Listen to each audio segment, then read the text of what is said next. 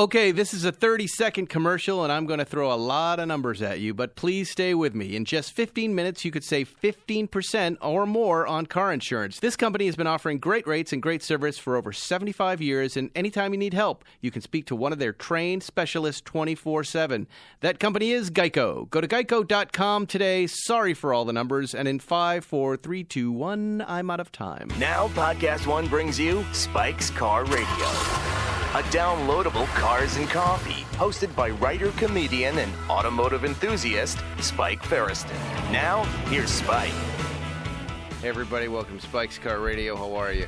Hope you're having a good time. Hope you're in your shop. Hope you're driving safely and not like Zuckerman. And we're here to make your life a little bit easier.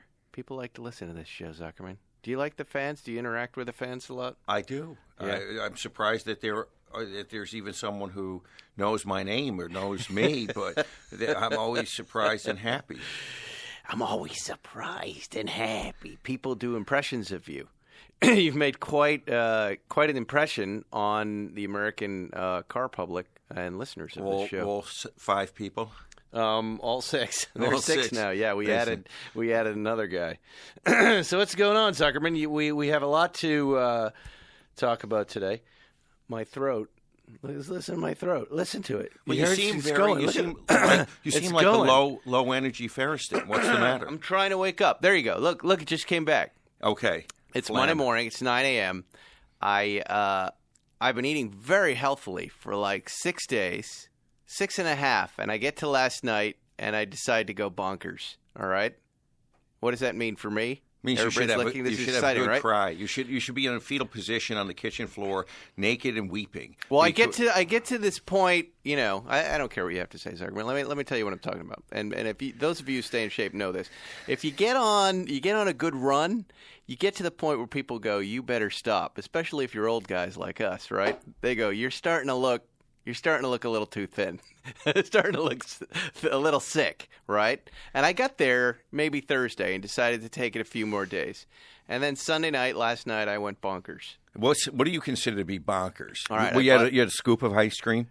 I had an M&M? I ate at least a pint of ice cream. No, scoop? Are you kidding? I had 2 steaks. I ate half a baguette, a really long one that was as tall as I am, mashed potatoes. I went the full distance. I had one of those Bill's chocolate chip cookies, a pint of some crazy combination of ice cream. You are going to have a very satisfying follow-up to that meal, I predict. I've had it twice. Wow.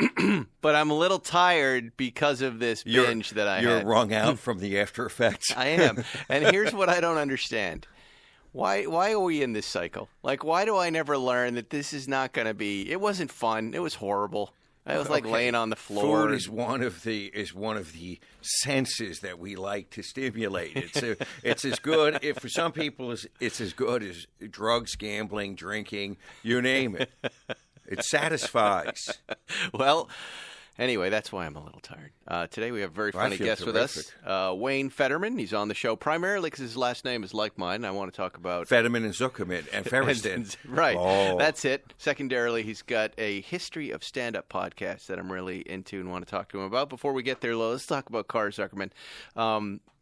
Somebody reached out to me, don't remember who on Instagram, wanted us to talk about how do we feel about 996s. I think we've covered a little bit of that before. What are your feelings on the 996 this morning before we continue on?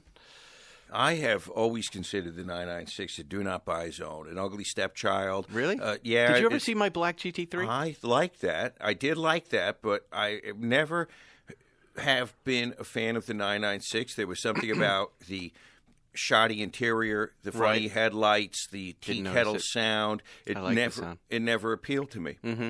Even when I was driving it around down, this is back when I think, lived on Doheny next to each other, and I was up and down the street in that thing. What about that wing? I like that wing now. Okay, that was the only valid 996 I had ever seen. That 996 I could get behind. A GT3 was a real man's car, along with a GT2. Right. Those were 2 valid ones, but I never have felt a true need to dip my toe into that water. I do believe that a 996 RS is also a cool car. Yeah. But they didn't bring those. They didn't bring them, but it's going to be 25 years before you know it, old man. That's true, and I know a few folks have brought them over, anyways. They don't seem to care, and they were the ones. That was that first GT3 were the GT3 RS, right? Where they just thought, we're not going to bring it here, and we went bonkers. Right. What about? But now, folks listening, think about the engine problems with these cars, the intermediate shaft bearing, right? Oh, I've got that problem too. Do you? Yes, in my nether regions, in my plenum and taproot. Your shaft, my intermediate shaft bearing. But what do you? I mean, you and I don't really care about such things. I don't even know if there's a way to prevent this. There is an update. There is a fix. I think it was the first series. It was the 996.1 that suffered from those particularly badly. Mm-hmm. But by the time it was in the 2000s and later versions did not have that. I think. I went through 2 engines on my GT3. Did you? Yeah. Awesome. You did? They were covered under warranty. Yeah, but they kept finding metal shards in the oil. Kind of like that. It was like that 991 GT3, the 2014. Yeah, that would catch on fire. Mm-hmm. These things happen. And didn't they repurpose those engines? Where did those engines end up? Who just told me they ended up in some new cars? Really? Yeah. Oh, that's fantastic. Yes. Are they ours? I never heard that. They tore them down and I would have figured they would have had to junk them. Those engines got reinstalled somewhere. I love that. And someone else is going to catch fire. Well, you have some 996 news. Well, I do. We're discussing it. I do. And this is good news. And we're going to share this news with you, the audience. And all we ask is you don't tell Jerry Seinfeld about it. All right? And if you have 5, and since we have 6 listeners, it's not going to be a problem. I think there are more than 6. Okay, 6 and there's certainly people. I mean, if we're John, my business partner, was down in San Diego, and someone ran up to him to congratulate him on producing this podcast, which he does not produce. He had no idea who this guy was. I hope he took credit. Yeah, so it's weird what's happening with this, but he did not know. Well, I'll tell you what happened. Okay, now remember, this is a secret, everybody listening. This is a secret that's just us. It's me, you, Zuckerman. It's Will. It's maybe Wayne who's listening out there. And also, don't tell Jerry. Wherever you see him on the road, do not tell him this story. Because we want to surprise him. It's going to be a surprise. So we're going to see if our listenership will follow instructions.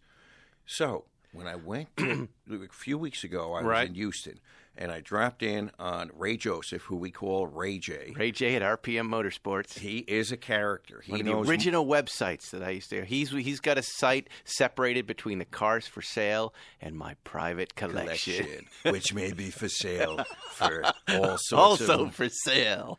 What I really like about Ray, he is the direct descendant of clever cattle salesman. If you say, Ray, there's no prices on his site. If you ask him, what's the price of that car? He goes, well, let me think and let me get back to you. And he plays it out really long and really drawn out. And it's a strategy that's worked for him. Where is he? He's in Texas? Houston. And you'll notice that one of the street racing capitals of the United States. Is that right? Yes, sir. And you'll also notice that his street racing, his site has not been updated in about 20 years. Right. I'm at RPM Motorsports, but that's not it. That's the wrong one. It's RPM Sports Cars. RPM Sports Cars, right. Or RPM Porsche. I gave up on this guy because his prices were astronomical. Well, but will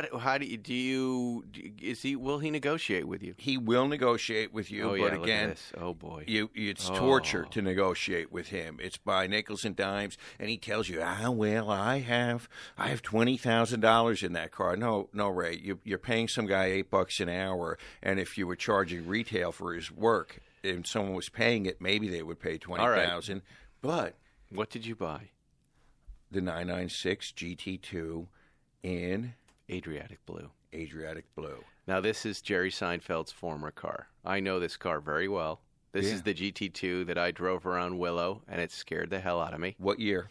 What year was I there? Yeah. Oh, gosh, I don't know. It must have been, 2002? Yeah, it would have to be shortly after that, maybe the following year. 2003. Right. So we're talking, you haven't seen this car in 15 years? No. This is what, at the time, made me say I will never own a GT2. Because I was driving on Willow, and I went across through the straightaway, through little turns. I was coming around the backside, and there's a little bit of twist there. And I got on it at 80, and the rear end came out. And I corrected, but then I brought the car in. I just said, this is a car that's going to kill me, and I don't have the skill to drive it yet, right? Today, sitting before you, I have the skill to handle that car. But I remember thinking, this is a scary 911 that at 80 miles an hour, I can be spinning those back wheels by just getting on it, right? Right. It's an incredible car. Have you driven this car? Never. Okay. And I remember Jerry ordering Adriatic Blue. I mean, it's the only Adriatic Blue one, if I'm not mistaken, One of right? one. One of one, paint to sample. I believe he sold that car to Sam Cabiglio. That's after, true. Right? That's and true. Sam wanted it immediately. And this might have been right around the time. No, I don't remember. It was probably offered to me, and I just laughed. There's no way. And then where did it go after Sam?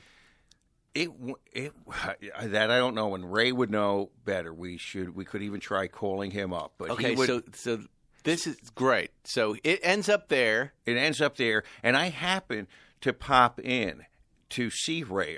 I'd been in Houston on business. I was not expecting to see Ray. And Did you know the car was there? I did not even. I did not know the car was there, and I walked into his. Oh, I'm looking at it right now. And so I had a couple extra hours. I called Ray. Ray was going to be going to the movies to see that Adolf Eichmann movie, and I said, "Why bother going there? Just hang out with me." And so, is there an Eichmann movie? Yeah, there is. Oh my God, it's horrible. Right? So it's not called Predator. That's not that movie. It's a different movie. Okay. And so he said he would meet me at the shop. We drove to the shop, his place over there in a weird part of Houston. Yep. Across from a mega church, and he let us in, and we were looking around, and in the corner, underneath the lift, the far corner, underneath the lift, in the dark, I said, "What the hell is that, Ray?" And he said, "Funny you should ask." In his twang, "Funny you should ask." I can't do it. Can you do a Texas accent? No, but let me give you some stats on this car. Adriatic Blue Black, 14,100 miles. Now listen to this. The only Adriatic Blue one, but also one of only 3 paint-to-sample 996 GT2s. That's right. So there were only 3 paint-to-sample, period. One in Adriatic Blue. Special factory build for a noted celebrity VIP Porsche collector. Well, everybody knows who that is at that point, right? Isn't Jerry the only guy who gets that? With custom exclusive options, including graphics, black mirrors, and special interior features, sports seats, paint to match, carbon interior. Jerry pioneered a lot of these. Paint to match sports seats. Didn't he? You see the picture the of roof that? liner and AB pillars in leather. That's a weird choice, Jerry. Aluminum instrument tiles. I like that. Porsche crest on the headrest, recent service, window sticker, show quality, finest available. This car is so beautiful. And your plan now, you've bought it? I bought it. And and you're going to do what to Jerry with it? Because he likes to do this to us. He does. He has on time to time. I've seen this car around on the internet, and he has expressed remorse about not having it. And my plan is that he'll be, say, at the Malibu Kitchen with you, and I will pull up. He's going to be here this weekend. I won't have it in time, I don't think. And I will pull up with this car. In his car. And say, "Hey, how do you like my car?" That's going to be awesome. Yes. That's going to be a great moment. And you see, now we've shared this fun with you, and we'll have to find a way to record this. I'll record it on my phone, and then we'll play it with the audience. But you please don't tell Jerry what our little plan is here. You'll hear this before this moment will happen for sure. And I promise you, I will record his reaction and play it on the show. But Zuckerman, you're to be applauded. This is a fantastic plan. Very expensive plan, I'm guessing. A very expensive plan just to get a rise out of just to get a rise. Seinfeld. Do you think that you will be able to use this as a bargaining chip to loosen a car from Jerry's collection? We could only hope. And if you did, what car would that be? I think I know what that car would be. But maybe not. Maybe you're not interested anymore. Is it the Targa? Yes. That I found him years ago, the Yes. 71. Tell us about that car. It has 0.0 miles. It's a new 1971 911 Targa, right? Do you remember the story behind it? I believe it was supposed to be used as a police car, but it sustained some damage and never went into rotation, right? So That's right. it had, I think, 600 or 700 original miles on it, and that was it. It was a Dutch. The Dutch always wanted an open-top car. Remember, the Dutch were very funny about this. They liked cabriolets, 356 cabriolets. You remember that the 356 production stopped in early '65, and the Dutch police actually went to Porsche in '66 and got Porsche to make them 10 more 356 cabriolets in 1966. Over a year after production had ended. Right. Then they liked the Targa. When the Targa came into service, they started using those as police cars. And so in '71, they had ordered this car, and somehow it sustained front fender damage. It went back to the factory, and it stayed in the factory until 2012, was it? 13? Until I saw it in the back of a magazine. Right. I believe it was Excellence. Yeah, back when you could just find these things just sitting there and nobody would move on them. Right. Because it was in another country or it had a dent in it. Right. And so what year was that? Gosh, I don't know. It was a long time ago. Was it a long time ago? Yeah. So it wasn't more than 10 years? There was no internet listing, I'll tell you Okay. that. And it was, and I know it had to be Excellence magazine, and it was like this tiny little ad in the back. And, but think about that. No one is moving on that car. It's got no miles on it, and it's a month after month. It's just sitting in the back of a magazine. And I'm like to Jerry, I'm like, why don't you import this thing? He's like, all right, and buys it, and it's the greatest. I've driven that car several times. It is an incredible experience to drive that car because it is what I imagine it would be like to drive a car new in 1971. It delivers. It does, and it has that magic juju to it. Yeah. There's something about the car that just has a special aura. Or you know what I'm talking about? It's weird. It's new. It's a new car, and it's something you can't feel in a restoration. It's something you can't feel in a preservation car with a lot of miles on it. It's new. It's factory new. I think it has 1,400 miles on it now. I don't know. And it's got a creamy white. It's got the black top. It's got the stainless hoop. It just looks so good. And it's got an excellent plan. It's got a 2.2 liter engine. It's a T, but it has those Zenith carburetors that just work so good. There's no shortage of power. There's no shortage of handling and reactiveness. Now, what do you think you'll like? What if you like this car, this Adriatic Blue car? Well, then maybe Jerry will have to pony up more. Everything has a price, so we'll have to see. And he may, and you know him, he does sometimes operate on a whim. He may have to have it, and he may just say that's terrific. You are sitting pretty, Zuckerman. You think so? Sitting pretty on this one. It is a really good-looking car, and I've never thought that a 996 was a good-looking car, but in that color, in that spec, you're going to love it. Have you driven a 996 GT2 lately? No. They're great. They're so fun. Do you realize that GT2s? They're a blast. They're light. They're mechanical. It's really fun to be shifting gears on them. They're really. Hopefully the prices will come down because they can't compare performance-wise to the new stuff, but they are fun weekend drivers. Put it this way. This is 10% of what a 993 GT2 would cost. Right.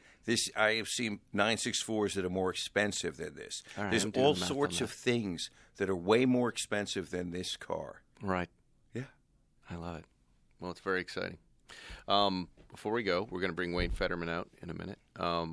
I just want to thank all the folks at Hodinkee. We had a nice time with them here in town, didn't we? That was really nice. The Hodinkee.com, the watch fellas, the what we are to Porsches, Ben Clymer and his crew are to watches, and they had this week-long event.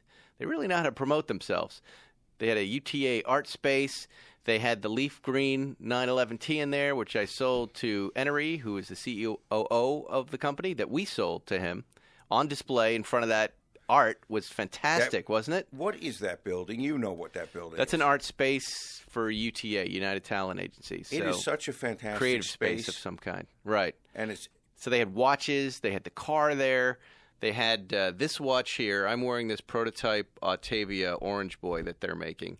Now, you've heard me talk about watches from time to time. You've heard me talk about the Siffert Octavia that Caliber 11 did with Tag Heuer, right? Hodinkee has one coming out right now. And they are not going to make many of them. This watch is so beautiful in person. I've been wearing wherever I go. People are complimenting me on this watch, Zuckerman. They're Tag Heuers. They're not like Rolexes. They're not expensive. Go to Hodinkee.com, and I'm telling you, buy one of these. You will not be sorry because they're not going to make a lot of them. I love the Hodinkee There isn't story. a big opportunity to buy limited edition watches out there, and this one happens to be a killer. But I don't want to give the prototype back. I'm going to be honest with you, right? Keep it. You should tell Ben Clymer. I believe there are two, right? And so how do I handle that, Zuckerman? You're good at difficult conversations. It's not a difficult, Ben. I've kind of bonded with this watch. How do you feel about me keeping the prototype? Would that be okay? If it's not, I understand. What's so hard about that? I don't want to be a pig, but I'd like this. I really like this one on my wrist. But I am a pig. It's all right to be a pig. It's all right to be. They made a Broadway play called Kinky Boots, right? Which is a failing boot where company. is this going? Yeah. I'm going to tell you something. Okay. Because hurry up, 'cause then we have to go. Houdinki's kind of like this. Clymer's out of Wall Street. What am I going to do? I'm going to sell straps, watch straps, and he's made his life out of straps. Who would think straps and great content? I understand, and great writing, and now they're selling new watches. They have deals with all of the watch companies, and but it's really straps. What an operation they got! I tell you what, on. Ferriston, we're going into straps. Straps are the future. They are. And he's got quite a car collection That's going, right. too. Straps are the future. All right, we'll be right back with Spike's Car Radio and Wayne Federman. Let's talk about AMSOIL. You know why I like AMSOIL? Because they're a bunch of car people. They're gearheads. They're into all kinds of power sports, and basically they get it. Recently, AMSOIL created a guide to increasing horsepower in your vehicle. It has insider tips from some of the best in the business on coaxing more power out of your engine. You can get your copy free at amsoil.com/spike. amsoil.com/spike. While there, find out more about AMSOIL synthetic motor oil too, like how AMSOIL Signature Series synthetic motor oil delivers 75% more engine protection against horsepower loss and wear than required by a leading industry standard. Go to amsoil.com/spike to get your free insider's guide to increasing horsepower. You're listening to Spike's Car Radio. Welcome back to Spike's Car Radio. We're here with Wayne Federman. Who else? Look at these phone calls just keep rolling in for me this morning. Now, Wayne, let's just call you a comedian, right? Yes. But you're so many different things. Many things. You're many things, including your USC comedy professor That's now. new. That's relatively new. But Wow, that is I want to true. hear Professor Federman. Yes, Professor Federman. Professor Federman. What is it like having that last name, by the way? Because you're very close to mine. Is it difficult? I love it. Is it? Do you have trouble with spellings? Once in a while, people double D it. That's about it. That's How about it? you? You have the weird IE and all of that stuff, right? It's a mess. It's constantly a mess. It's I a debacle. Let me ask you a question. Okay. I don't know you that well. We go back a little bit. Right. I was actually on the pilot of your talk show. I don't know. You were? On the run-through or something. Do you remember that at all? What were you doing in that? I don't know. You were interviewing me. Erica, my wife, reminded me Jason Bateman was in that too, and I said he was. Okay, so you have no memory. You have no memory. I don't remember. No, but tell me what you were in. I want to know. Matter. No, it does. I'm curious. I don't know. You had that talk show, and there was. I remember the talk show. And when we were doing, we did 6. See, the reason I probably don't remember is because we did 6 pilots, and then we did 1 pilot in the very, very beginning. Yeah, I don't know which. I'll tell you which one. I know you're tight with Joe Fury. I know right? this. Yeah. I know the set was on the Best Damn Sports set. Yes. Right. So anyway, this is so that's 6 pilots. Okay. No, I want to break this down now. I've got to know what you did on this show. You interviewed me. You were working on your interviewing skills. Oh, you were one of the guests. Yes. Oh my gosh, my poor memory is shot. It How hurts. did you slot into that group? Because that's Jason Bateman, Jerry Seinfeld, I don't know. Wayne Federman. People know me. Did you do stand up? Yeah, I've been doing stand-up since the early 80s. Oh, my God. Now I got to track down this show. Yeah. Was it a good experience? It must have been horrifying. I didn't No, know how it to was interview great. at that point. You still are bad at it. Oh, I love I was this a guy. little better. I was a little better now than I am then. Well, thank you for doing that. You're very welcome. The welcome. show went on for 3 years. Very successful. Of thanks course, to you. it's very successful. Thank you. I owe you that. Well, now I'm you're here welcome. to return the favor. You're welcome. And do a real I can talk interview. about cars. I can talk about. We don't want to talk about cars You don't, today. okay. We just did. We just did 15 minutes on Jews. cars. We could talk about Jews. We can do all of that. We can talk about. So anyway, But you this have a is question. relatively new thing. This USC, being a USC professor, Right, And right. it's a class. It's advanced stand-up. They already have a beginning stand-up. Do you remember Craig Anton, the comedian? No. I know who he is. I saw the glaze in your eyes when I brought up his name. Because I have a different question altogether about USC. Yeah. Do you approach them, or do they go, "Hey, we want to do a comedy major"? What? Well, first of all, there's no comedy major. There are comedy majors now in the first time in this Okay. country, because I'm now doing also a podcast about the history of stand-up.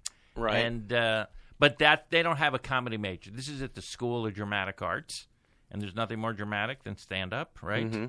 And so, no, Craig Anton, who's a comedian and actor, started teaching stand-up because we're in this comedy boom that's been going on, fueled by the internet. Right. So I was a guest lecturer in the class, talked about my stuff, talked to the kids, inspired them with my story of coming from Plantation, Florida. How many kids in the audience? Is that one of those big halls? I like the way you. No, like I wish 250, 300? I know, like the paper chase. Or Yeah, something. yeah.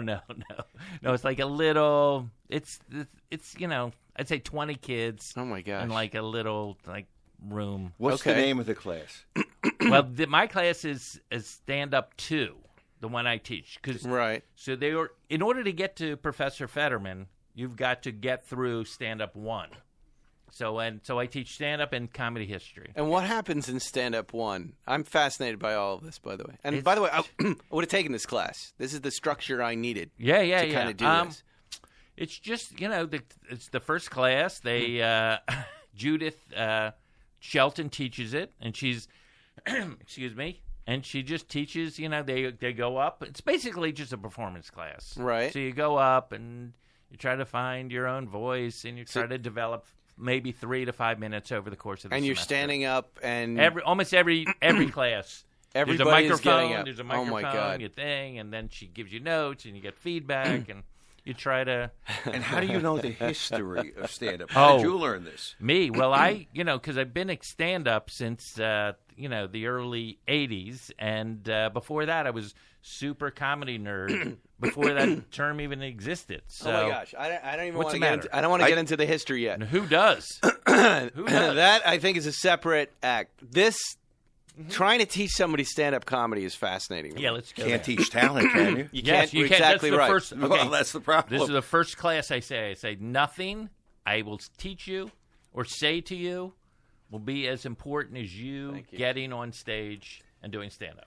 But There's it must nothing- be like Yeah. Zuckerman. Part of the reason Zuckerman's even here, Yeah. is he's a lawyer. He's got his own law firm. Right. But I noticed right away he was kind of a stand-up comedian. Right, he had that rhythm. He's got a good rhythm. Yeah, He's yeah. funny. He kind of looks funny. He has an ability to make you laugh. There's an intelligence to what he says. He's got a very distinct point of view, right? All very There aren't a important. lot of friends in my life like him.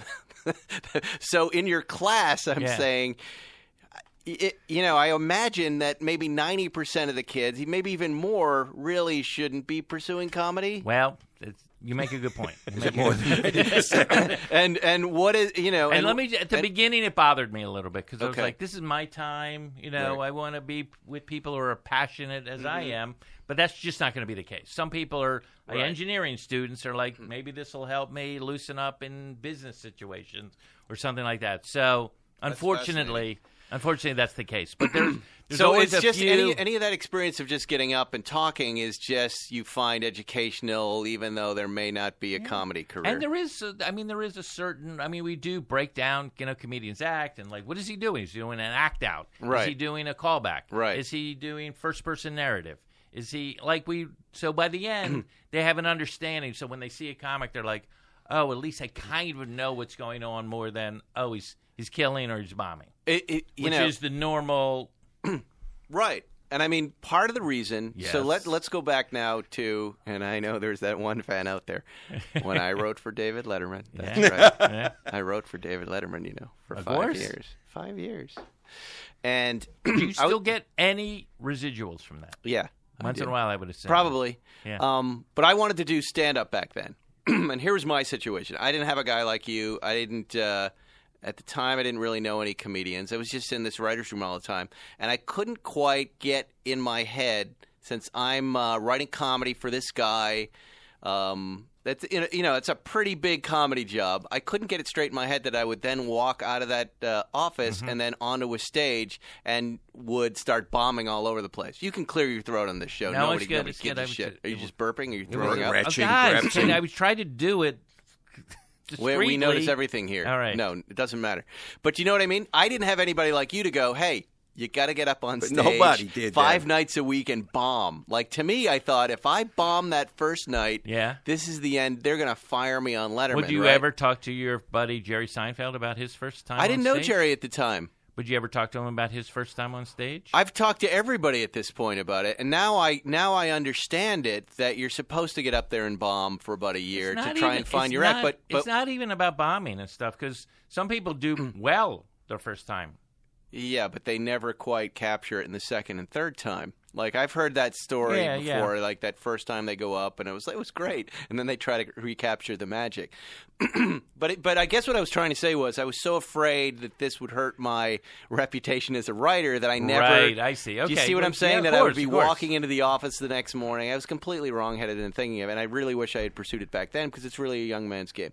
The question for you is, all right, I'm coming around to this. That was a big I statement. love it. Excuse God, me. what's There's wrong a lot with of you? It's allergies. Phlegm. It's ice cream. It's Judaism. a mess this morning. Mucus. I'm a mess this morning. But anyways, the question for you is, I like you're the right. Let's hush tone. Go ahead. You get on stage, because I have done stand-up before. Yeah. You get on stage, and there's so many different ways to go. And so many different things to talk about. The one tip I've heard, and you can tell me I'm completely wrong, that I really have thought about myself, is this idea: what are the things you're most angry about, and what are the things you're most upset about is a good place to start at stand-up. Is that true? For some people, it is. For some people, Jackie Mason made a career. Then where do you start? What do you, when you have a class there, where do people start? Because there are people out there listening right now, like Matt Farah, who are going, I want to do stand-up, but I how do I start? What do I do? Am I the type of comedian that writes? Am I a guy with a pad? There's a million ways to attack it. So, teacher, tell us how to attack it. Well, I would like, first of all, I would like you to write what you think would be 3 minutes of stand-up and perform it, and then we talk about that and like why you're talking about growing up in Tennessee, or why you're doing a voice of like Maria Bamford style, where she just kind of does voices in her head and of her parents and things like that, and it's very almost avant-garde what's happening on stage. So there's really not like, oh, everyone's got to be the guy with a problem. Like Jay Leno used to go on Letterman. I don't know if you were I remember that bit. Yeah. What was his beef? What's my beef? I'll tell you what my beef is. Yeah, but it's always good. Yeah, but that was definitely a point of like something that bugs you. That is right. Or it could be something you love. Like, let me give you an example. I love, and I'll tell you right now, love Taco Bell. So I have a Taco Bell routine where I sort of make fun of the restaurant, but it's not like I hate it. It's not like I want. I know. Yeah. But that's what I mean. It could be something you're passionate about and love, or passionate about and hate. Just as a it's starting basically point. You're learning about that person who's ever standing on stage, their worldview through their material. And then what do you think about comedians that are really opening up these days and really telling us the horrible, gory details? Well, that's been going on for a long time now. Right. I mean, Ferguson always did that, right? Craig Ferguson? I don't remember. He would always mine his horrible drinking background. No, I'm talking about the bowel movements and. Oh yeah, well, people are. Yes, I know it's very explicit now. It's very explicit. You go to the comic store there, and what was that place on Sunset that used to? The Laugh Factory? No, there was literally a comic book store that had a great kind of open mic. Oh yeah, during of the course, week. Meltdown. Yeah, right? Yeah, and they're the incredible. first 3 comedians would just be talking about their bowel movements for 10 minutes, and I just, all right. And then Kumail Nanjiani would come on, and you'd go, holy shit, well, that guy, he's a discovery, right? Yes, he is. Right. Yes, he is. But, again, can I just circle back for one? Sure, I'm allowed to circle. You are. I also say that I can't, and no one can really teach another person to be funny. Like, that's just an unteachable. It's like Right. sort of teaching someone how to draw or sing. Like, you have to be able to do it, and you can get better, and you can refine it, and you can learn some, but you just can't teach someone to be funny. It's just that's... So have there been any Yes. discoveries in this class? Oh, yeah. The very first class I taught, there was this kid who, like, immediately got it and could do an impressions, and he's already, Paul Feig you directed a couple commercials with him. Really? Yeah. Oh, yeah. Yeah, Wow. yeah. So, and there's some people that are more like writers Right. that, like, would write, like, maybe for, like, The Onion, like, they were good at that sort of parody or satire. So for the most part, it's fun. I mean, it's a little frustrating sometimes with people who just aren't passionate or don't care and just like, oh, this will be an easy A because Professor Federman. Is it an easy A? It is pretty easy. You'll give them an A. I'm not allowed to grade on talent. I would Can imagine. you fail somebody? Only if they don't show up. That's the only way. Do you get a parking spot?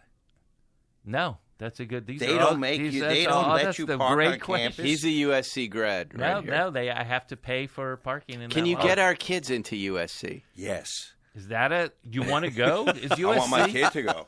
For what? Why? Tell me why USC is. It's a top 25 school It is? now. When I went, Yeah, it it's was a big for deal. bums It's a like big me. deal. But it was a bum school. But now it's a big deal. Okay. What do you think changed? You and your comedy Yeah, class. Yes, the Federman wing, Professor the Federman building.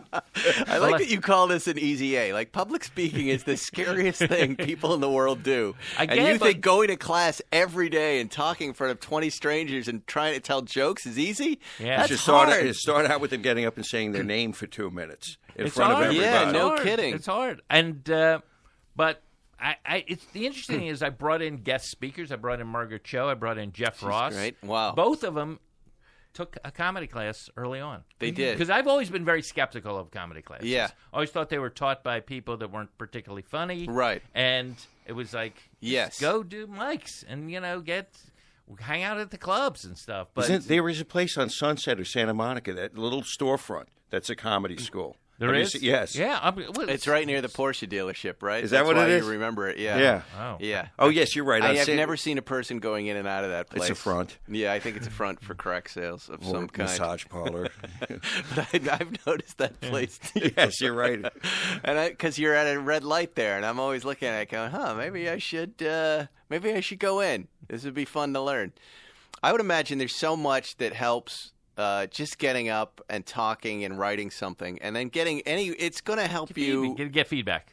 It's just going to help you whatever you end up doing in life. So I find. So Because you're- I find you're endorsing this class. I am totally endorsing it Stand because up it does too. work. Level two. I found just doing this podcast has helped me. I was just on stage with Jerry in Monterey for this car thing, Yeah. and it was completely relaxed. I was like facing an hour of an interview, but I'm like, well, I do this all week long now, and that's what I think that class will do for people because it's a terrifying idea to get up that first First time. of all, it's terrifying just to speak in front of them. Do you have a let mic- alone with the pressure of like I have to elicit laughs at. Do you have a microphone for them? Or Yes, they I think okay. we said that earlier, right? And is it a So stand? listening is part of this job, just so you know. Well, I just want to be clear. Anything that helps Is anybody. there a mic stand? Do they have a Yes, stand? they do. So The they very learn first how to class, relate to that. I learn about mic technique, about how to take it out, how to adjust this. I know this sounds silly. It No, sounds it almost like it doesn't. ridiculous. Well, what is the way It's to the take it out? fundamentals. That's It's- a fundamental. Just so when they go up to the club, they're. Can I comfortable. guess? All right. So when Yeah. I walk out to the mic stand in your class, right? Do I want to grab the stand for a second while people are applauding, and then I want to pull the mic out? No, it's not that. Is that how it works? You get to decide. Do you want to leave the mic in the stand? Do you want to take it out? If you do take it out of the stand, you should maybe move the stand to the side. You don't have to. I've noticed. All right, we got to take a break, right? Do we Yes. have to take a break? We're going to come back. All right. I've got so many questions I about know, I love stand-up. it. I've got so many questions. I know we have to get to your podcast stuff. We'll be No. right back with Spike's Car Radio. If you're looking to buy a car, you're probably familiar with terms like MSRP. You might even know what it stands for, but what does it actually mean? The same goes for invoice, list price, and dealer price. It's enough to confuse everybody, even you, Zuckerman. All you're looking for is a price that actually means something. Introducing True Price from True Car. Now you can know exactly what you'll pay for the car you want, including fees and accessories, before you even get to the dealership. True Car dealers will show you the true price on cars like the one you want, all from the comfort of your home. And how do you know if your true price is a great price? Because True Car shows you what other people paid for the same car you want. And your certified dealers know this, so they set their true price competitively so they can win your business. So when you're ready to buy a new or used car, visit True Car to enjoy a more confident car buying experience. Some features not available in all states. You're listening to Spike's Car Radio. And here we are, we're back with Wayne Federman. I'm sorry, I've got lots of breaks, lots of sponsors, Zuckerman. And people, I guess that's what keeps us in business, is selling these ads.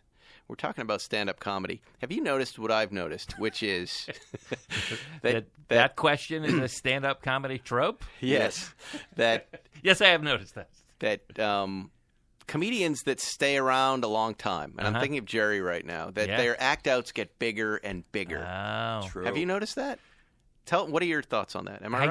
I don't. I have noticed that he is a little more effusive than he used to be. Right. Yeah, no question. But that might just be specific to him. Sebastian Maniscalco. But I feel like Sebastian isn't in this. I've been around as long as Jerry Seinfeld. But his act-outs and his hand and his looks. I feel like he's always been done. I feel like that's always been his ability to get laughs on an eye, it's amazing. That's all he does is act outs. It's all he's doing. Yes, yeah. So, but Jerry does more than act outs. Jerry's act outs are getting bigger, and his arms are moving more. Giant fan movements. movements. Part of it might be that he's playing these big arenas now, as opposed to clubs. Now, why would that matter? Because maybe he wants to project the people in the back to see him doing the. I'm funny. Do you know what? What's the thing he does with the weather systems and all right. that stuff? Right. But I think it is just another way to grind laughs out of the audience. Right. That they really respond.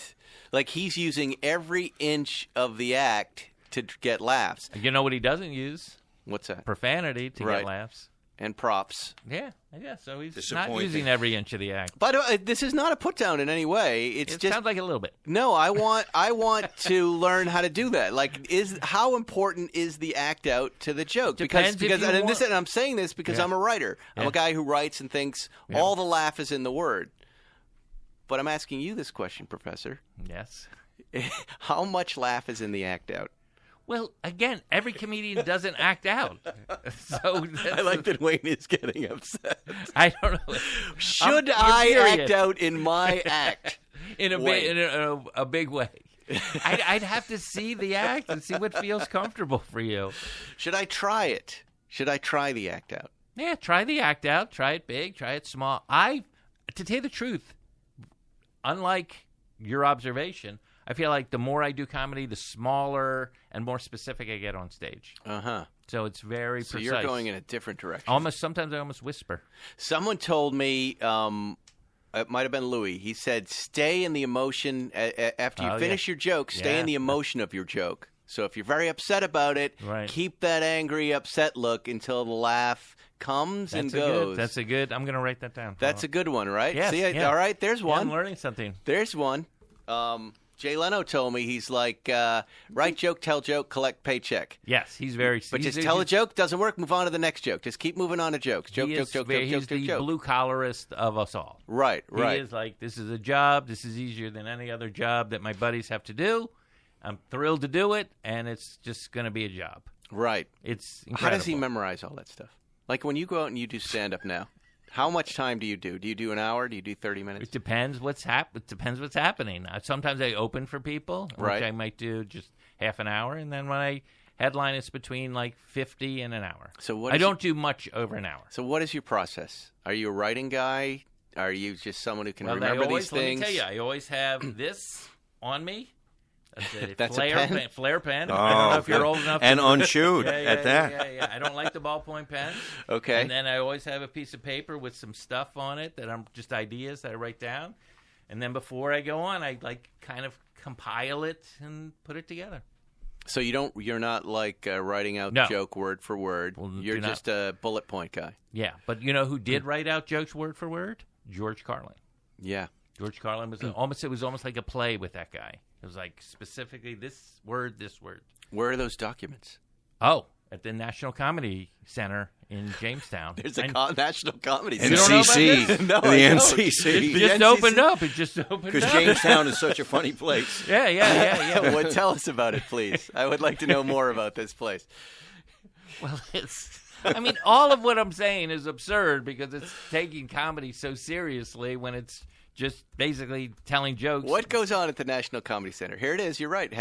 Just had its opening July 30th Jamestown, in 2018. where? Virginia, Ohio? A little place called New York. In Jamestown, New York. It's, not far from Cooperstown. A series of special panels. Yeah. Why? Exactly right. Why is this in Jamestown, New York? I can tell you that. That I can answer. Okay. It's because they used to have, that's where Lucille Ball, I believe, was born or grew up, and there used to be a Lucille Ball Festival. little music. Yes, a festival and a little museum there. Correct. And that's, I believe, they piggybacked on that. Well, they had an event with Amy Schumer and Yes. Lily Tomlin, Yep. Alan Zweibel, Brent Drescher. Do you know Alan? He's a fellow I know writer. who he is. I'm a fan of his, but he was generations before me, I think, on SNL. Yeah. Yeah. Wow. Yeah. Past Let years- me tell you what else is there. Okay. Jim Gaffigan hologram. Wait, there's You a didn't think you were going to hear that today when you woke No. up, did you? This is at the National Comedy Center? Yeah. There's a Jim Gaffigan hologram where he literally does stand up for you. With Tupac. Wow. I don't know how it all All right, well, I'm background. going to reserve judgment until I get to Jamestown, New York someday to go see this. Boy, that's really weird. That's really weird. I've always had such a weird time accepting people seriously talking about comedy like we're I doing know. today. I don't know. You're the one that Museums keeps. of comedy. Yeah. I don't How quite funny get could the it. museum be? Huh? Right. What? How funny Well, I could the think of how much I hate car museums. Right. But they're up there with things I hate in the Painful. life in world. You feel like Peterson is painful. I support everything they're doing. I like the folks that are doing it, and Have you been in the basement? I have been That's the involved. best part. That's And that's for what I folks like. who have not, what I'm saying is You I just said you hated car museums. I do. I'd rather see cars in motion. So, okay. it's a weird thing to say. I'm not a big fan What of about- car shows on lawns or museums. What about it? But the the Peterson, Bob's I love Big what they. Boy. What about the Bob's Big But Boy? I want to clarify the Peterson because I know a lot of folks out there. I know. I can see you're are even backtracking. from I'm backtracking. He's but literally moonwalking right now. that serves a purpose for people who aren't really car people who go there and they Okay. see a lot of stuff that they don't normally see. Like a So Packard? I love that. My kids used to go. We used to take them there every couple of weeks when they were very young. It's an amazing place for them. It's just not for me because I drive these cars. I got you. I guess it's a little different, right? So that's what I mean. It's just not something I do. Hate's a little too strong of a word, I guess. Well, Right? I'm just quoting you. I don't know if it's strong or not strong. Anyway, I where was were we talking? surprised that you said that. That's all.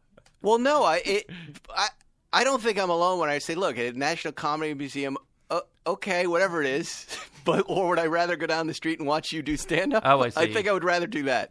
Would I rather get in a car and drive, or see a car go by? I'd rather do that. Museums aren't, I guess, really my thing. You sure you don't want to see Victor Borge's piano bench? That I would do. It's there with the seatbelt. It's there. I used to write Victor Borge jokes on What? Letterman when I was a writer for David Letterman. Tell me. Yes, I do. I feel like Victor Borge is one of the great forgotten comedians. I would already. write jokes about because then it was ironic. So you'd write about Victor Borge Oh, I if see, you were yeah. mail letter or Nipsey Russell's in a jetpack, yeah, which yeah. I once I did. like that. I like And that, by the way, that never aired.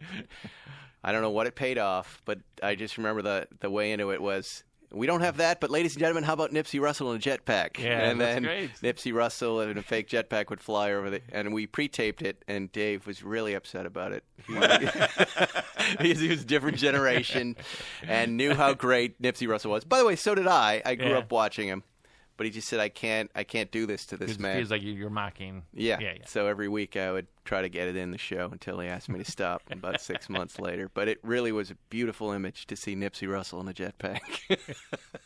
Anyway, let's get to your podcast before we run out of time. Okay. Tell me what we've got here. We've got a 6-episode limited series podcast called The History Right. of Stand-Up. I'm going to just check my phone just because I'm not sure of the name of the network it's on and all of that stuff. I just want to make Professor. sure. It's obviously on Apple Podcasts, the iTunes, I assume, right? Something called Castbox Stitcher, and Spotify. All right. Okay, And sorry. this is Wayne Federman. You're going to be our host. Yeah, I'm with a young comedy nerd who's like maybe 25 years younger than I am. Mm-hmm. Maybe, yeah.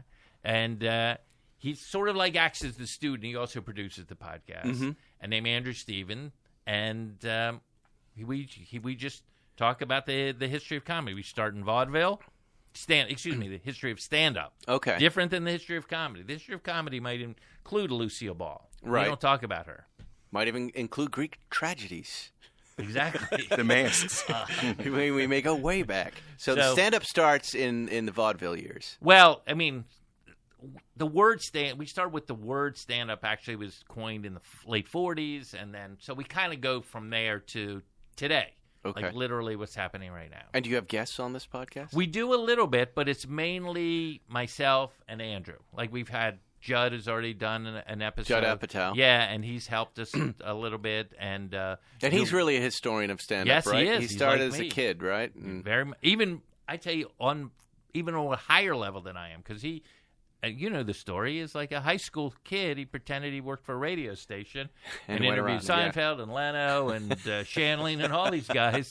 And they go on cassette like, tapes, right? Yeah, it's Yeah. amazing. So Wow. I mean, he's been at it for so long. Now he's an example. He's Yes. a profile in courage for me because Tell there's me. a guy, Yeah, love writer, it.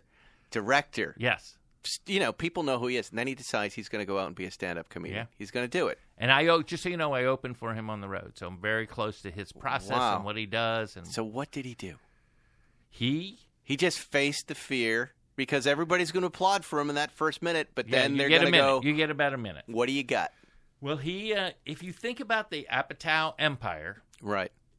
it's all from a single seed of he loved stand-ups, wanted to be around stand-ups, interviewed stand-ups, became a young. I don't know. Do you remember when he did it the first time around? No. Yeah, he was on the HBO Young Comedian special. He did Wow. rather well. And then all of a sudden he became the head writer or creator of Ben Stiller's show. Right. And then he was like, okay, I'm going to be this writer guy now, and became a director guy. And then at one point it was like when they were shooting Trainwreck, Amy Schumer said, why don't you go up at the cellar? You love this so much, and that was the start of it. And Wow. yeah. Are you his a stand-up whisperer? A little Are bit. you the guy who calls up and goes, "What do you think of this?" He is. Needless to say, he has very finely attuned instincts. Yeah. For comedy. That doesn't matter a lot, though. That No, I know. doesn't really matter when you're it's on good. stage. I'm more of a sounding board than Right, yeah, right. Yeah. You just need somebody to bounce stuff off of, and I can go maybe switch that order or something. But he's the genius behind his genius. So you do an hour with him on this podcast.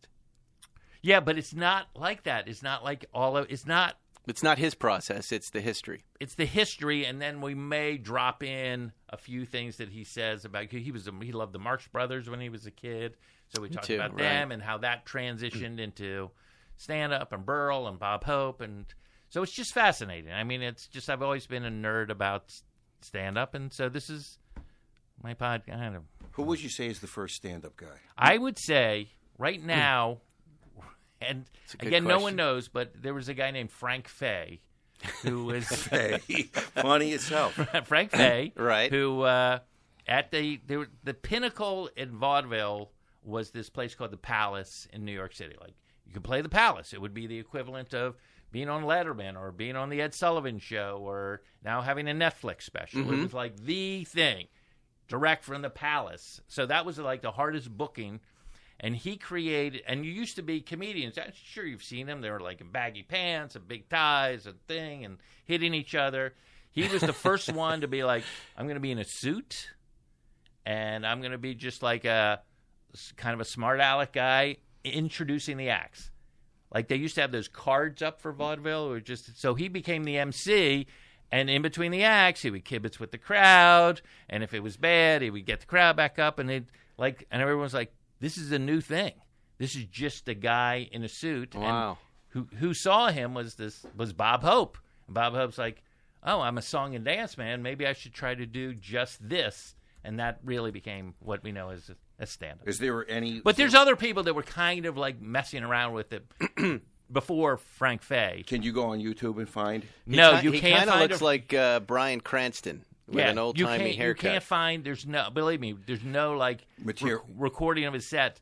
We have a recording of Milton Berle in 1936 at the Winter Garden Theater doing stand-up. So that's all. That's only a dozen years or so after Fay created it, and it's pretty good. He was married to Barbara Stanwyck. Oh yeah, Wow. yeah. He was a horrible guy. Three I know, Three marriages. Yeah. One child. Francis Anthony Donner was his real Is name. the child alive? I don't know. No, he has a horrible reputation. As in he show should, business. right? He Yeah. died at 69 in Santa Monica. Oh my God. Look at this. Wow, Does I've it never say even that? heard of this guy. What does it say? Because you're reading this. Does it say? Does it all agree with Federman? Federman Also, on there was Fay. a African. He was Catholic, Yeah. so there you go. Right. There's that Irish Catholic funny guy. Fay was notorious for his bigotry and alcoholism. I'm saying. Right from the taproot itself, the mean Irish drunk. Even when sober, he was dismissive and unpleasant. And he was disliked by most of his contemporaries. It was written by Barbara Stanwyck. He later fell into obscurity because of his abrasive personality and fascist political Yes. views. Oh, This wonderful. doesn't sound like a funny guy. He should be in But the what does Hall it of say at Fame. the very beginning? What does it say at the very That beginning? was his early life. Oh, okay. Let's Well, it send refers to him mostly. Jamestown. Yeah, but you're right. It doesn't. This is just Wikipedia. But, but he yeah. has a bad reputation. Remember, we're gonna write history. Or here's some of that stuff. Well, according to actor and comedian Milton Berle's Fay's friends could be counted on missing an arm of the one-armed man. I don't even know what that means. Fay was a drunk, an anti-Semite, and a wife beater. Now You ask, guys. and Barbara Stanwyck had to endure all of that. Why There's do I not like much him? about. All of a sudden, he's your favorite comic. Yeah, we're now fans of Frank Fay. Fay. Now We're I the like Frank Frank Fay Fay. Club. Now FFFC. I feel like we should be doing a story on Frank Fay. Let's right. Why don't we call Judd The Apatow forgotten and do history of Frank Fay, the fascist. Get out of my way, The Jew! fascist, wife-beating, anti-Semite. Clear the stage, Jew! I gotta make people laugh. Oh, there's Is that your Irish voice? I don't know. I don't know what he sounds like. Yeah, I know, and he's Irish, and here he is doing that stuff. Well, this is fascinating. Yeah. So we do all of that kind of stuff, and there's and then if we're going to do one season of 6, and then hopefully the next season we'll really do like a deep dive, like into maybe the Borscht Belt or what happened at the birth of the improv or something like that. Wow, very exciting. Yeah, it You've had is. quite a It is. career here. I'm looking here. It says 160 IMDb credits. That's total. That's total. That's self. and that's you everything. And you That's- were head monologue writer for Jimmy Fallon in 2009. Yeah, we had a very similar thing. Yeah, Wow. yeah. And what's that? But- That's the late night show, Yeah, right? that's when he launched the late night show. Wow. I came in with him as well.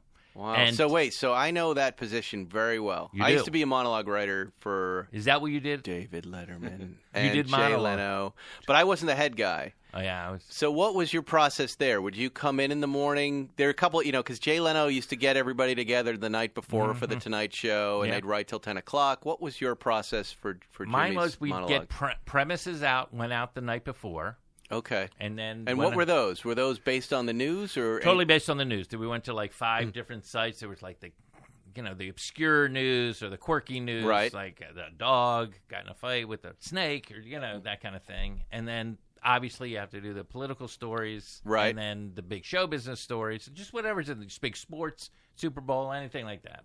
And then so comedian, the writing staff, and we had like maybe 6 people, including Anthony Jeselnik, Right. Morgan Murphy. Like Wow. we had a really So, But Jeremy did you write? Bronson? Did you write these jokes together as a No. group? Or you Everyone wrote submitted? individually. Okay. And then they sent them to me, and then I would cull them down, bring them into Jimmy. He would say, "I like these," or "This is," or This "I like is right this." around 11 o'clock in the morning. Yeah, or, around noon. Yes, right. That was Okay. our first thing, and then And how many jokes did you want per writer? Would you say 20, 25, or didn't? didn't didn't I matter? was very. This is the first time I had done that job, so I was very like Morgan Murphy would not write a lot of jokes, but Right. she had a super high percentage of getting jokes. Yeah, on. So I'd right. rather have her perfect a joke than someone just like Right. spit out a bunch of stuff. But And then ultimately Jimmy would pick them and then do them. yeah, we actually did it through to audiences before. There was like I know. What do you A mean? lot of work. It was a lot of work. We would have like the crowd, the tours that would come through. They would go, "Hey, do you want to see a test monologue?" crowd. Yeah, And Jimmy would do it? And then with a piece of paper, and they'd check the ones he liked, and like, Wow. let's rework this one a little bit, and then we put them on cards, and that was it. Wow. Pressure. No, Yeah, it was that's a lot gr- of pressure. That's great, though, but it you've was got an very audience that can exciting. laugh at it It was very first. exciting, but to tell you the truth, I got kind of burnt out at it. I don't know what your experience was. It's a burnout job. Yeah. And also, I couldn't. I know you were talking about it earlier. If I may, again, circle back. That even though I was doing stand-up, I was so tired at the end of the day that I didn't even want to be up late hanging out doing stuff. No, I know what you mean. Because I had to get up. You intimately get to know news cycles too, Yeah, right? yeah. And so if you hit on a Bill Clinton, you might be writing Bill Clinton jokes for 6 months, 5 days a week, right? Yeah. Have you ever seen a political cycle dominate like the one that we're in right now, where it is just every night you're writing jokes about Yeah. politics? I've never seen one this long. I would assume during the Clinton impeachment, there were Lewinsky, I would assume there were a lot, but I remember that would not dominate. Politics will not dominate the whole monologue. You know, Right. usually I think we're in a different place now. I really do. Right, I think right. we're in a different place. Of like now the hosts, the political leanings of the hosts. Right, That was something right. that wasn't even Letterman. I mean, he used to make Yeah. a lot of Clinton jokes, and you were like, and No, then only they were- later. they were never. I never sensed on it with any of these guys there were political leanings. Right. I sensed that these were the people getting in trouble, and we were making fun of those people wherever they were. Like there Yeah. was never any like, hey. Although there was, What? we used to make Ted Kennedy jokes a lot on Letterman, and then we had. I remember right outside my office there were some interns there, and we had this intern who was the writer's intern. Right. And then one day she came up to me. She goes, "Hey, can I talk to you for a second? Close the door." And I'm like, "Yeah, sure." She goes, "Look, Ted Kennedy's been calling a lot." I said, "What?" She goes, "I go." She goes, "He's a family friend." And now I'm like doing all the math very quickly. Like, did he get her on this show as an intern? He's like, Right. he goes, "Is there anything you can do to not write Ted Kennedy jokes? love it. He feels like you've made too many jokes about him, right?" And I was That's so amazing. freaked out over that. And I said, "I'm not in charge of anything on this Right. show. I'm just a writer." But Was if Chef there? Chef wasn't there yet. Okay, But okay. if you want to share this with Dave, Yeah, be my yeah. guest. And That's incredible. Yeah, but I always felt that this job you're talking about Yeah. for Jimmy Fallon is we were going through the newspapers and looking for that dopey person who did something Yeah. reluctantly kind of stepped in it, right? Right, And then we right. were going to go after them. It was never like, let's go after the Republicans. Let's go after that's a liberal leaning. That's a political leaning is what you're talking about. I feel like always that's thought it mo- was like, and to your point, Yeah. Bill Clinton is going to get it just as much as Trump would get it from Dave.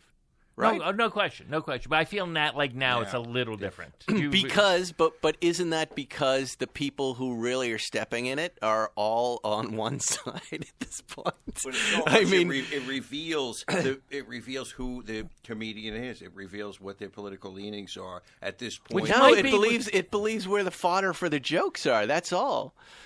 That's all it tells me. I don't know. When I saw It's like, how are you going to go out and write jokes about it? Like, I don't know. Who am I going to think of right now? Kamala Harris.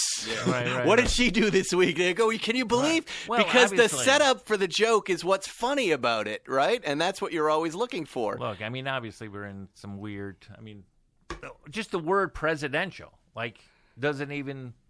presidential behavior is like it now has been widened to a degree where it's but what To be like this Frank guy Fay. is doing and what these other people are doing, the laugh is in the setup. You go, hey, you know what he said this week? You're already You're halfway right. there. You don't even have to write the joke. So I always get I always look at somebody kind of cocky when I go, well, it's the political leanings. There's no political leaning there. This is just where the comedy Is. fuel is right now, right? And And that can be anything. That really, like you said, it can be the Weird News or any of these other places that we go look. It's just that we've got this political cycle that's dominating right now, and all the insanity is happening there, and that's where the comedy lives. No question. Right? No question. I don't know. Anyway, fascinating. I could talk about comedy all day, Zuckerman. And what bothers me is he doesn't get free parking. I'm still Who doesn't? Federman, Professor Federman. Professor Federman. At USC. It is surprising. Yeah, it is surprising. right. I was surprised at that. Cheap. I think that's a $1 zillion endowment, and Federman has to pay for parking. It's $12. It's $12. Not But right. now I've learned Per class? Well, it's a huge deal to be teaching at this school. Oh, I okay. mean, I still think they should give him parking. they At the very absolutely least. should. But I mean, I went. do you really not know this? Everybody where we live, we all want our kids to go to this school. I had no idea. Really? I thought it was. But didn't Spielberg teach there too? Is it? Yeah, well, okay. First of all, you have got to see compared Lucas to did. the School of Dramatic Arts is just like these little classrooms with black boxes and chairs. Correct. And it's like, Yes. You go to the School of Cinema Arts. It's like Deluxe. no. It's literally you're like watching like the Coliseum or something. These buildings, these huge. There's the Spielberg building. There's the Lucas building. It is as ornate. I think you're the future of that school, my friend. Let's I go don't think. there. I Let's- do not think people are watching movies anymore. The cinematic arts don't exist. Let's go to his building and tag it, the Federman building. Oh, my God. Instead of I'm telling you, spray I paint. want to come to the class. Could I do? sit on one? I would love to. 100%. Let's go. I would love 100%. to learn. I really do want to learn. I know you do stand up. I know. I feel like you're being sincere. I want I'm to see very I want sincere. the history. I just want to. Or Frank Fay. Frank Fay. Hey, Frank Fay for sure is someone we need to open Do you up. know and who explore. Toady Fields is? Yes, Vaguely I do. heard the name. Yeah, see? Didn't she have a leg removed? Yes, she did. Right. Yeah, she kept doing her act. And she had diabetes. Is that Well, what she it was? was overweight. That was her, that was I'm her. so overweight. I had my leg cut off. Cheers to the snow. Okay, now it sounds terrible. Now I'm going to bring out a fascist Irishman who everybody hates. I can see my leg. people leaving. You should all just get out of here. Frank Fay, ladies and gentlemen. The great Frank The Fay. great. The man who lovable, created the stand-up man who comedy. created stand-up comedy. But in a way, now that he you're hates the saying Jews. it, He hates the blacks. He hates everybody. But in he's a- on his 10th wife. And there is your archetype for a successful exactly. comedian. In a way, it is sort of Miserable, hateful. miserable. Well, we're all very happy you came on today Oh, and my told us God, about I Frank love Fay. it. Because that I can tell right now, Zuckerman, you and I are going to go on a deep dive of Frank Fay for the next Here's 2 a weeks. Frank Fay joke. Yeah. No, I would love to. I don't think there's any. I mean, he did several movies, and sometimes he's emceeing in the movies, but it's very short. No biography? No, I don't think so. I mean, he was really reviled, and He was Wonderful. also an It's actor hard. too. yeah. said. And he was a singer. It was like I don't know. That's the guy that Bob Hope points to is the one who was like, oh, you can do this as opposed to being a song and dance man, or and there was, but there's another guy like Charlie Case and Tannen, that dude. So there was a lot at the time, and some people. Do you remember the comedian Rich Scheidner? I do. Okay, Rich Yes. Scheidner, who's also comedy nerd from way back.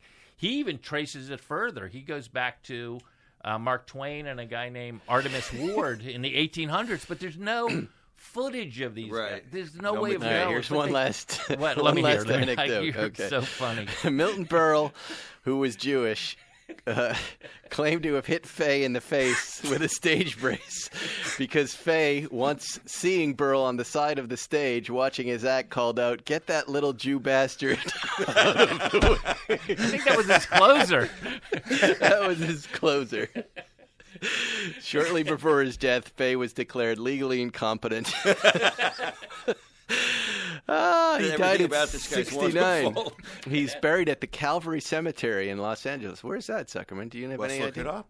Let's go. Let's make a pilgrimage. It's not where they show those movies on the weekend. It's Cinespa. No, that's Hollywood Forever. Yes. No, Let's go there. Is the Jewish the Jewish? this guy's is East Fay L.A. He's Club. buried in East L.A. Is he? on Right where he Whittier wants to Boulevard. be. We should.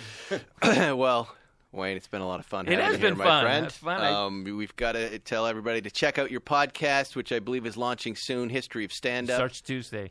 6 What's today? Oh, I don't even. When does this? I don't know. This should Okay, air very okay. soon. The We'll put it 18th. up there. Yeah, You guys got to check it out Sorry. because Wayne is obviously funny, talented, and if you're a student at USC, take this class. Don't be afraid. Like You Spike. have to know. You have to go through a class to get to my class. You can't just take it without. Go Going through through all the level one. classes. Yeah, you got to go through level 1. and learn. This is it's an important skill set to learn. It's like the toast. Forget about Toastmasters. Take Right, remember Wayne's that? class and learn how to communicate on stage. It'll be very useful in life, even if you're not a stand-up. Zuckerman, what do you have to say for yourself? I got nothing other than Frank Faye's on my mind for the rest of the day. I'm in love. And with don't Frank Faye. do not tell Seinfeld that we got the blue that Porsche, we've got the blue car. 996. I'm not a part of it, but I would like to be a part of it. I'm Spike First, and you can catch up with me on Instagram at Spike First, and that's where I will respond to you. I love you all, and I will see you next week on Spike's Car Radio. Thanks for listening to Spike's Car Radio. Download new episodes every Wednesday on the Podcast One app or subscribe now at Apple Podcasts or PodcastOne.com. The Lakers are officially here on the official Lakers podcast on Podcast One Sportsnet.